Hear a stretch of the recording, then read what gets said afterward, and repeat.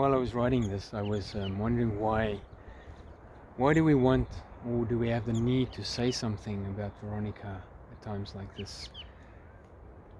Everyone who was close to her had a story about her. They'll have a story to tell of interactions with her and the experiences with her, and everyone's story would be different. And yet, everyone's story would be the same. It would be about my sis, and what a wonderful person she was. A few days before her death, she's sent to our group, family group chat, the following message. It said, "Live like a child, full of joy and confidence. Cherish every moment. Collect memories and put them in your treasure chest of life. Give love to everyone who God put in your way. Today you can, yesterday you wanted, tomorrow may be too late." And then she ends with, "Love to you all," and 3 little hearts. She was never stingy with giving love. She always wanted to distribute love. I can hardly describe her better than this. This is what framed her. It's almost as if this was a motto of life. 2 messages later, she replied, "Nice." And this was in response to a photo I posted of a campfire we had the previous weekend. And that was the last message that we received from her collectively. "Nice," she said. I was privileged to talk with her the evening before she passed away. We were planning and busy making a little gift for my mom for her 75th birthday, and we spoke about this just before she went to bed. And that evening, I said goodnight to her, and she said, "Have a good day," and "Love you." She always said "love you" at the end of a call. She never missed this. And that was also the last. I remember some time ago, I visited South Africa, and my father and his remaining siblings, we were taking some photos of the family, and we had a discussion among ourselves about that last photo. We never know when would be the last photo. A couple of nights ago, I was looking through all the collection of photos and videos that I have, and I was looking for the last video clip that I have of Veronica. We just never know where that would be. I had a realization not too long ago that I was a product of my family, the product and more of them. My mum and dad, Nick and Christine, my 2 sisters, Veronica and Hanley, and my brother Andre. To the grace of God and His guidance, they've contributed to who I am today, and I can only thank them for it. They've contributed to all that's good. All the bad things, yeah, the devil and I, we took care of those. And today I want to share with you just a little bit of that contribution to my life, a little bit in Veronica. And of Veronica, I'm going to share just the tiniest little bit, because there's just not enough space. I remember John, at the end of John, he said, "And would all the actions of Jesus be written down, there wouldn't be enough books in the world to contain all of these."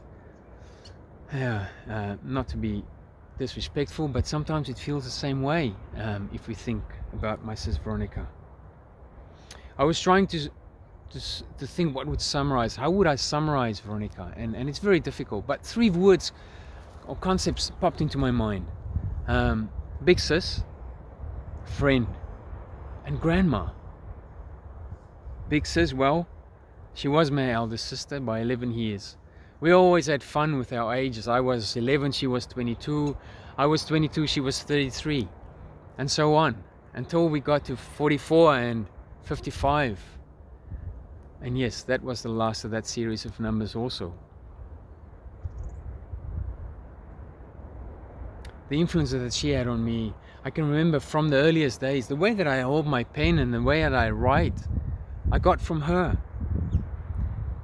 I remember she taught me how to cut out on the edge, on the outline of a picture. She had heaps and heaps of magazines, and I remember sitting on the floor in her room, and she was just like very patiently showing me and teaching me how to cut out little pictures for her from these magazines. And then also to color in, but this time stay inside the lines.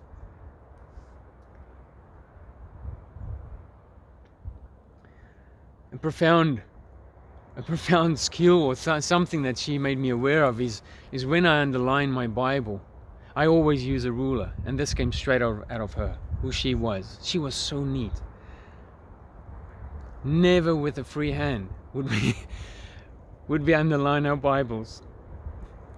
My lesson study guide always, I cannot underline without a ruler or something straight. It needs to be neat.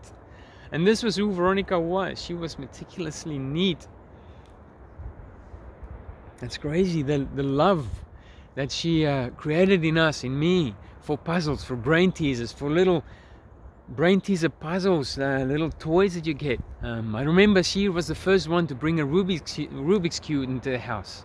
Always a little funny, interesting thing that will challenge our minds and help us to explore a little bit more. She taught me to be neat, as I mentioned now. She taught me what sentiment is, and she was very sentimental, and I can be very too much at times. She taught me to be loyal and faithful. Also to send birthday wishes. She didn't miss this. You would know. She didn't miss a birthday wish. The list goes on and on. She helps us to make life special, to make days special, to live life. As a sister, what she contributed to my life, immense. And then as a friend, we spent hours and hours on the phone. We would go for walks whenever we visit each other. But in the absence, in distance, we would talk on the phone. Sometimes very short, sometimes for an hour and a half, 2 hours maybe. And we'll discuss everything. We would talk about everything. We'll talk about finances. We'll talk about relationships. We'll talk about financial planning. We'll talk about technology, nature, interesting things in life, natural and unnatural. There was just no topic that we would not be able to talk about. We shared the love for travel and exploration. Our first travel was in the early 90s, and I think the travel bug bit her. And we always talked about like the next trip. Where are you guys going next? Have you got something in mind? Always putting aside a little something for that next trip. We'd planned many trips together, and in each of these trips there was always something special, always a little bit of an element of surprise for someone. Regardless of where we went, whether we went to South Africa or America or in Australia or New Zealand, always there was something that would be special for someone, whether it my parents or my siblings. It was amazing. She was a real pillar of support to me, as I was to her, in the good times and the bad. We shared in the times of need, and we shared joy, love and sorrow. We could have such a good laugh together. She could have these laugh fits almost, you know. But I don't often saw her cry. I can't think how many times I've seen her cry. We enjoyed eating something nice together. We weren't afraid of any sweet thing. Bring it on, we'll enjoy. She always had a strawberry milkshake when we went out for dinner. She loved the milkshake. And then a grandma. To be spoiled. I never knew my grandmas from both sides. And Veronica almost filled that role for me, unbeknownst to me. She always spoiled me when I was little with a little Lego set at the end of the month. Always a little surprise. Later on, when I visit at work, she'll take me out for dinner at a favorite sandwich spot, and we'll have a chicken and mayonnaise sandwich and a grenadella juice. She'll always find things to spoil me with. When I need something, she would never hesitate to contribute to something that I really wanted. When she visits from the US, she will always ask, is there something I can bring for you? Whenever there was something needed in the family, she was always there, giving. with an open hand and with an open heart. She always spoiled us, especially special occasions, and even an occasion that just remotely seemed to be special. She tried to spoil us in some way. To tell the story of my sis Veron, I can just fall in line with all of you. All of us would have something to relate and say and share. And what a more than wonderful person she was. The jewels of moments that we have between all of us and her, I think is just infinite. Infinite. I can only testify to who she was to me. What an amazing big sis she was. What amazing love she lived with. She was to me for sure a gift, a blessing from God as my big sis. And I would not want her to have any other. And I believe the same would apply to each one of you. The void that she left in my heart is massive, massive. And it's only an ointment from God that could relieve the pain.